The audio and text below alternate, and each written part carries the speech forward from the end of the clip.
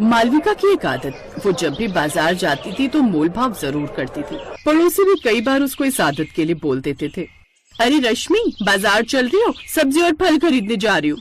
चली तो मैं जाऊंगी तेरे साथ, पर तू ना बहुत देर लगाती है। जिस दुकान पर रुकती है उसका मोल भाव लगाने लगती है और तेरी वजह से मुझे भी घर आने में देर हो जाती है। अरे तो ये तो अच्छी बात है ना, मेरे साथ जाकर तेरी भी तो बचत हो जाती है। वैसे तू तो कितना महंगा सामान लाती थी, अब जब से तू मेरे साथ सामान लाने लगी है तब से देख मैं तेरी कितनी बचत करवा देती हूँ। ठीक है, चलती हूँ, पर ज्यादा देर मत लगाना। माँ जी, मैं रश्मि के साथ बाजार जा रही हूँ, आपके लिए कुछ लाना है? जा रही हो तो मेरे लिए संतरे ले आना, दवाई खाकर जी घबराने लगता है। ठंडा ठंडा संतरा खाऊंगी तो जी नहीं घबराएगा। ठीक है माँ जी, मैं लेती आऊंगी। मालविका रश्मि के साथ मार्केट चली गई, पर वहाँ जाकर उसने अपनी आदत के हिसाब से फिर से मोल भाव करना शुरू कर दिया। भैया, आलू क्या रेट दिए? बहन जी 30 रुपए किलो दे रहा हूँ, 2 किलो 50 का लगा दूंगा। अभी सामने की दुकान पर 15 रुपए किलो आलू मिल रहे हैं, थोड़ा कम लगा लो भैया, तुम तो बहुत महंगे दे रहे हो। 30 के 2 किलो लगाओ। अरे बहन जी 30 के 2 किलो तो कहीं भी रेट नहीं है, अगर मिलने हैं वहाँ 15 रुपए किलो तो वहीं से ले लो ना। चलो, न तुम्हारी न मेरी, 40 के 2 किलो दे दो। 50 से कम नहीं दूंगा बहन जी, महंगाई बहुत है। रहने दो भैया, मैं आगे से ले लूंगी। अच्छा लाओ दो बहन जी, 40 के 2 किलो ले लो। नहीं, अब 1 किलो ही कर दो, 2 किलो नहीं चाहिए, रखे हैं घर पर। मालविका, घर चले, 7 बज गए, मुझे शाम का खाना भी बनाना है। हाँ चलते हैं। ओहो, अरे माँ जी ने संतरे बोले थे, रुक मैं जरा सामने से संतरे लेकर आती हूँ। लो, हो गया आधा घंटा और खराब। मालविका संतरे लेते हुए काफी देर तक कुछ ठेलों पर जाकर मोल भाव करने लगी। भैया, संतरे कैसे दिए? बहन जी 80 रुपए किलो दिया है संतरे। 80 रुपए किलो? बाप रे, बहुत ज्यादा रेट बता रहे हो भैया। नहीं नहीं, रहने दो। मालविका, मुझे राजमा उबालने रखने, बहुत देर हो रही है, चलें क्या? बस संतरे ले लो भैया, सही लगा लो, 2 किलो ले लूंगी। 100 के 2 किलो लगा लो। बहन जी संतरा पीछे से ही महंगा आ रहा है, 80 रुपए से 1 रुपया कम नहीं मिलेगा। तुम सारे फल वाले एक ही दाम लगा कर बैठे हो, लाओ अच्छा आधा किलो कर दो। मालविका ने आधा किलो संतरे खरीदने में आधा घंटा लगा दिया। रश्मि बहुत गुस्से में थी। मालविका, मैं तो कसम खा रही हूँ, मैं नहीं आने वाली तेरे साथ मार्केट, बहुत देर लगाती है तू चीजें खरीदने में। एक तो तेरे को इतनी सस्ती सब्जी दिलवा दी और मुझे ही गलत बोल रही है। रहने दे, मत आना, आज के बाद अकेली ही आया करूंगी।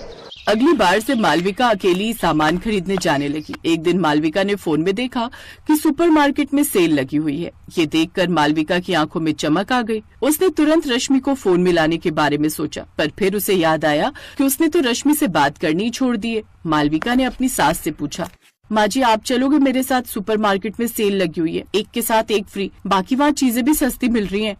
सुपरमार्केट? रश्मि नहीं जा रही तुम्हारे साथ? नहीं माँ जी, रश्मि और मेरी बोलचाल बंद है। उसे लगता है कि मेरे मोल भाव करने की आदत गलत है, इसलिए वो मेरे साथ बाजार नहीं जाया करेगी। हम दोनों ने बात करना भी बंद कर दिया है। ठीक है, तो चलो मैं चलती हूँ तुम्हारे साथ, पर ज्यादा देर मत लगाना, मेरे घुटनों में बहुत दर्द रहता है, ज्यादा देर खड़ी नहीं रह सकती। टेंशन मत लो माँ जी, हम लोग जल्दी वापस लौट आएंगे।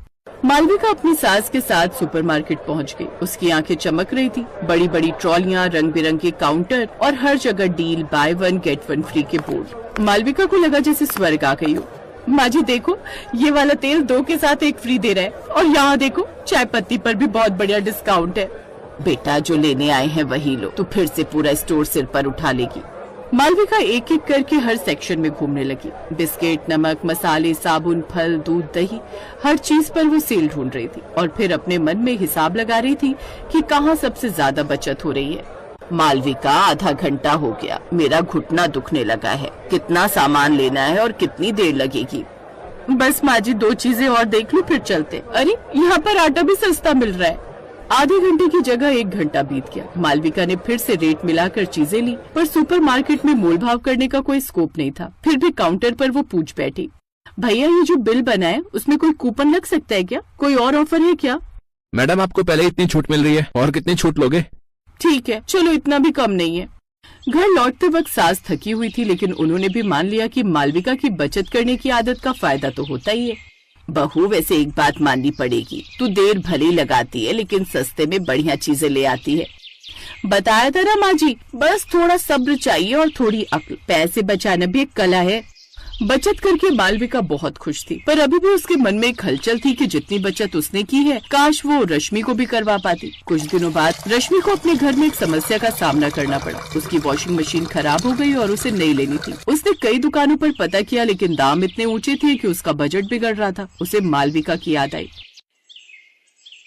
मालविका से बात करना तो छोड़ दिया है, पर वो हमेशा मोल भाव करके कुछ न कुछ सस्ता दिलवा देती है। पता नहीं अब क्या करूं, एक बार फोन कर ही लेती हूँ।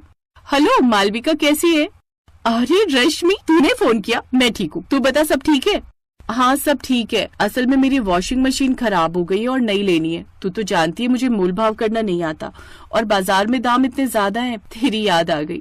अरे ये तो बहुत अच्छी बात है ना। चल मैं बताती हूँ कहाँ सस्ती मिलेगी और कैसे लेनी है। पर सुन, इस बार तू धैर्य रखना, मैं थोड़ा समय लूंगी। हाँ, अब मैं समझ गई हूँ, तेरी बचत की कला का कोई जवाब नहीं। मालविका रश्मि के साथ वॉशिंग मशीन खरीदने गई। उसने कई दुकानों पर रेट पूछे, फीचर्स की तुलना की और खूब मोल भाव किया। रश्मि हैरान थी कि मालविका कैसे हर छोटी से छोटी चीज पर भी दुकानदार से बहस कर रही थी। करीब 2 घंटे बाद मालविका ने रश्मि को एक शानदार डील दिलवा दी। वही मशीन जो रश्मि को हर जगह महंगी मिल रही थी, मालविका ने काफी कम दाम पर दिलवा दी। मालविका, तूने तो कमाल कर दिया, इतने पैसे बचा दिए। आज मुझे सच में एहसास हो गया कि तेरी आदत कितनी सही है। मैं तुझे गलत समझ रही थी। देखा, मैंने कहा था ना, बस थोड़ा सब्र और थोड़ी अक्ल। उस दिन रश्मि को पूरी तरह से एहसास हो गया कि मालविका की थोड़ी कम लगा लो वाली आदत सिर्फ एक आदत नहीं बल्कि एक कला थी, जिसे इस्तेमाल करके हर कोई पैसे बचा सकता है। उस दिन की बचत के बाद रश्मि ने मालविका की थोड़ा कम लगा लो वाली आदत को अपना लिया और वो मोल भाव करके बचत करने लगी।